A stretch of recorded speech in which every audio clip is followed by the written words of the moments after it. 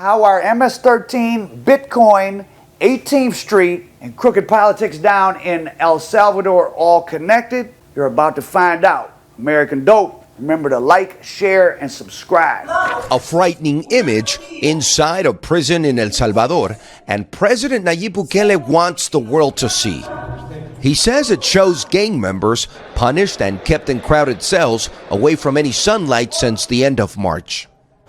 So I started to do this story standing on the corner of Pico-Union, but we were getting a little too much attention. So, okay, I'm here in at the intersection of Pico and Union. This is a neighborhood just in the shadow of downtown LA, and this is where both 18th Street and MS-13 started at many years ago. And I'm out here doing a story on the gang crackdown in El Salvador. Moved a few blocks over here to the area of the LA Convention Center behind me, and most of you will, sports fans will have heard of the Staples Center, which is a few blocks away. So this is the edge of downtown, and right there is a neighborhood called Pico-Union, and that's where both MS-13 and 18th Street started. Now 18th Street was tried to branch off from an older gang. They didn't want to let them do it, so they became their own gang. 18th Street was mostly Mexican at first, and then they started to recruit people from Central America, black and white, and now 18th Street is so large, I think there's more 18th Streeters than there are all the Bloods put together. And now MS-13, on the other hand, was started as a way for Central American immigrants, I think primarily Salvadorans and later Guatemalans, to protect themselves from the older Mexican gangs, including 18th Street, and they both from that neighborhood right there that we were gonna record in, but I didn't want to. The crackdown in response to one of the deadliest weekends in El Salvador. Authorities reporting 67 homicides in a single day. So last weekend in El Salvador, there was like 68 murders of random people on the street, supposedly done by the gangs. And who are the gangs in El Salvador? Well, it's MS-13 and 18th Street. And how are two gangs birthed in LA so powerful in that little speck of a country down there? Well, it has to do with American politics. I talk about what went on in El Salvador in my upcoming documentary, Cocaine Condor. That's where the Contras came from. That's where Danilo Blandon, the guy that served Freeway Rick Ross. If you're watching Snowfall, the events, the political backdrop involving the CIA, the true story is all out of El Salvador, and MS-13 is made up, at least initially, of Salvador. The prisons in El Salvador and the streets of El Salvador are filled up with 18th Street and MS-13 because they started deporting them from LA in the early 90s, and then they became really powerful down there, and the vast majority of their members are actually in Central America now, and there's not, I mean, there's still plenty of them in the United States, but there's far more of them down there, and there's so many and they're so powerful. They're like, in 2020, a guy of Lebanese descent who lives in El Salvador named Nayib Bukele became the new president. And one of the main things he promised to do, and he did do, was crack down on violent crime. President touting the efforts on social media under the hashtag War on Gangs. Bukele even asking parents to show the videos to their teenage children and warn them, saying gangs can only lead to prison or death. President Bukele operating with the support of residents and Congress, which first approved the state of emergency that allows for all new detainees to be held for 15 days without access to an attorney. A move that human rights groups say is creating a framework for abuse.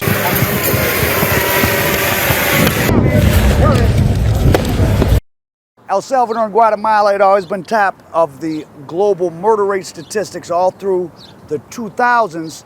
And when Bukele came to presidency in 2020, he promised to bring it down in El Salvador, and he did. It dropped by over 2/3. Now, how does a guy accomplish that? Well, it came out in the Salvadoran press that he probably made some deals with the incarcerated gang members, letting them have cell phones, letting them, smuggle drugs in, blah, blah, blah, basically run whole prisons. So the Salvadoran prison system is set up where basically a whole prison will be just MS-13, another whole prison will be just 18th Street, and of course those two groups battle it out on the streets. They primarily extort. So what do the gangs do down there? What is the source of their power? Well, once I was sitting next to a young lady eating lunch in downtown LA, and she had her corporate ID tag on, and I was talking to her, and she said, I don't know if she was El Salvadoran or Guatemalan, I can't remember, but she was, she had a good corporate job here in the U.S. She had grown up in downtown LA when it was still kind of a neighborhood run by those two gangs, and she said she had to be careful on social media because her, I don't know if it was her mother or aunt or somebody had a business and lived down there, and if they see that you have relatives in the United States, well, especially if they work at a corporation, that's rich relative to what's going on down there, and they'll hit you up on social media, on Facebook, and say, hey, your mother lives in our village, Western Union us $500 a month, or we're gonna hurt your family member. I was having some painting done here at my studio not long ago, and the guys, they were from Guatemala, I think, and they were talking about in their village, oh no, he told his brother to move out of the capital of Guatemala back to their home village because he was being extorted by MS-13. But back in their home village, he said, if we catch a gang member, we cover them in tires and burn them alive. So it's pretty intense down there.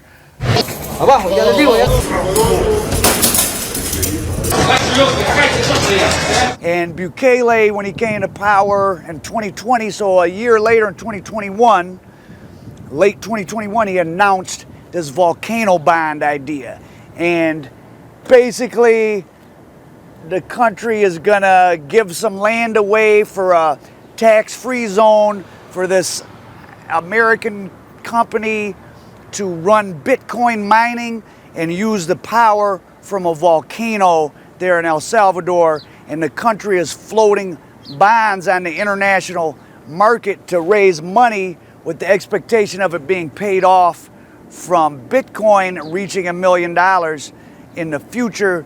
To me, it sounds like something shady's going on. Just an idea, but it would actually, because this is a fully ecological city that works and it's energized by a volcano. That it's just right in the side of the city. So that's Bitcoin City, everybody. So here you have Bukele, the president. He was outed probably by the Salvadoran press for cutting deals with MS-13 and Barrio 18 or 18th Street to bring down the murder rate. This made him very popular with the population. Of course, you take a country that was one of the most dangerous in the world and you bring its murder rate down close to the United States, which still ain't that safe, but it's okay. 120.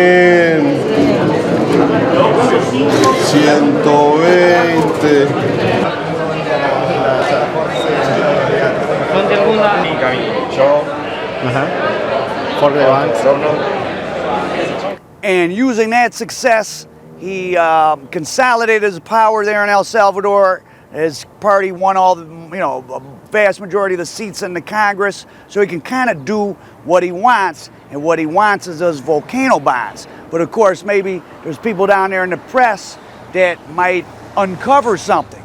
So now you have this crime wave, these almost 70 people randomly killed, this gang crackdown, 6,000 gang members stuck into El Salvador's already overcrowded prisons. The president is threatening to cut off food or trim the food of the prisoners, which, I mean, it really doesn't matter what somebody's doing on the street to threaten them with cutting off food to the prisoners. Nosotros quitamos la comida en las cárceles. Threatening that any retaliation to the recent crackdown would lead to further punishment. Por ahí andan rumores que quieren empezarse a vengar de la gente honrada, al azar. Hagan eso y no va a haber un tiempo de comida en las cárceles. Uno. A ver cuánto tiempo duran sus homeboys allá adentro. It shows how strong these two LA-born gangs, 18th Street and MS-13, are down there, that the president is directly bargaining with them about what's going to go on in his country and trying to exert pressure by threatening to do things to them in the prison. I would give you 100 to 1 odds that if a journalist looked into it, you would discover that Bukele has friends, family, business partners, or maybe it's even in his name, that they have personal vested interests in auctioning off, mortgaging off, risking the country of El Salvador's economic future so that they can make money off crypto. And by passing the law that as it's written now basically means if you talk about the gangs down there, even if you're a journalist, you're at risk for being imprisoned. These are the same, so the same journalists are at risk who broke the story about him deal making with the gangs. It's immediately after them publishing those stories, the newspapers and their reporters all had spyware on their computers and on their personal phones, so they were targeted for putting that story out. So he's suppressing free speech and freedom of the press. And why? Is it to cover up for something else? That whole volcano bond and changing El Salvador's legal currency to Bitcoin is odd, is strange. And anytime there's money and literally money involved, money that people are trying to create out of thin air, which is why they're pumping crypto so much. So if you're someone that owns crypto and you can market crypto, thus inflating its value, you literally are creating money for yourself. You're printing your own money. It's the best scam going. And I think now that the gangs of, well, born in LA, right here a few blocks away from the Staples Center and the LA Convention Center behind me, whether wittingly or unwittingly, their violence is being used as a cover to suppress free journalism down in El Salvador, probably amongst other things, so they won't talk about the absurdity of the volcano bonds and maybe illegal things Bukele is doing. Y no me importa lo que digan los organismos internacionales, que vengan a proteger a nuestra gente, que vengan a llevarse a sus pandilleros, si tanto los quieren. So El Salvador's government is run by this 40-year-old with near autocratic powers who has done a crackdown on the gangs, putting 6,000 people in jail in the last week. And he's the same guy issuing the volcano bonds. And South American politics is very strange. Let's get into it. Bukele says the food is now being rationed to 2 meals per day for gang members now facing harsher sentences. Current President Bukele credits the 2/3 decline in the murder rate since he took office in the implementation of his security plans, but El Salvador's journalists pointed out and released some evidence that in fact he had simply made deals with MS-13 and Barrio 18 with the leaders in prison and granted them extraordinary comforts and privileges in prison, ranging, well, I was going to say ranging from cell phones and letting drugs come in, but let's just sum it up and say letting them, as long as they didn't leave the prison, do whatever they wanted, bring whatever they wanted in, and run the prisons as they see fit. But as soon as he took office, or not long after, El Salvador's murder rate went from at the very top of the world's list to it fell by about 2/3, and of course that made the people love him, and he was able to use that tide of good sentiment to sweep his political party and its allies into widespread power, and he doesn't have much checks and balances on him now. As for the recent outburst of violence, well, I think that's proof that he was making the deals with the gangs. The orders to do all these murders could only came from the big guys in prison, the same ones who were deal making with President Bukele for their special treatment in prison. President Bukele, operating with the support of residents and Congress, which first approved a state of emergency that allows for all new detainees to be held for 15 days without access to an attorney. And the very journalists and newspapers that broke the story of him making the deal, they got spyware put on their phones, on their computers, in their offices immediately after it. And now there's a law been passed just in the recent days that, depending how you read it, basically it's illegal to talk about the gangs at all in El Salvador. So you can't really do news stories about them. Well, he says it's because, you don't want to pass secret gang messages in the public. That sounds good, but if you strike fear into the journalists about talking about gangs, well, they just won't talk about anything, which means they won't talk about, and this is what I think, but I always follow the money. If this President Bukele is promoting this Bitcoin, he's already put El Salvador, he's made Bitcoin El Salvador's legal tender, and he's floating these volcano bonds. You can rest assured him, whether it's in the name of his family, friends, and business partners, he has, I'm sure, personal financial benefits to be made by mortgaging off El Salvador's economic future to, outside companies associated with cryptocurrency. And I don't think he wants the journalists talking about that. So this gang crackdown and this law against talking about the gangs in public is a very convenient way to strike fear into journalists talking about anything he doesn't want them talking about. And this volcano bond thing is so weird, or just the idea that if you're gonna gamble, a politician, I understand you could say he wants to take a poor country and quickly catch it up, but economic development doesn't happen that quickly, and you're rolling the dice on the price of Bitcoin, which is not something a leader of a country should be doing, and I think he has a vested interest in it. And I'd bet 100 to 1 from what he's doing with the government's finances being tied to Bitcoin. I'm sure he's going to benefit. Because this is a fully ecological city that works and it's energized by a volcano. That it's just right in the side of the city. So that's Bitcoin City, everybody. So I've been mentioning these volcano bonds, in the Bitcoin in El Salvador. So what exactly is it? So first of all, the new president made Bitcoin the legal tender for the country. It doesn't have its own currency anymore. And if you're wondering by his name, Bukele, he's not Salvadoran, he's not indigenous. And those countries in Central America have very little Spanish blood. In fact, I was talking to a Uber driver here in LA once, and I was like, your English is really good to be a second language. And he said, oh no, a lot of us Guatemalans, English is our third language. We speak Mayan first, Spanish second.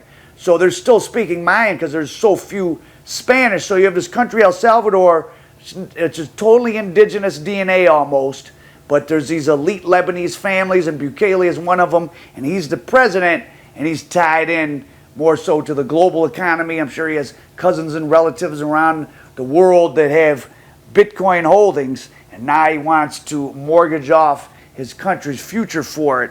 And these volcano bonds are, there's a U.S. company that they're supposed to, I think El Salvador is going to give this land to create a Bitcoin city, which will be a tax-free zone. So you're going to let outsiders come in, not pay taxes. Everything runs off Bitcoin. There's currently, 300 or 500 computers running off the power of this volcano to mine Bitcoin.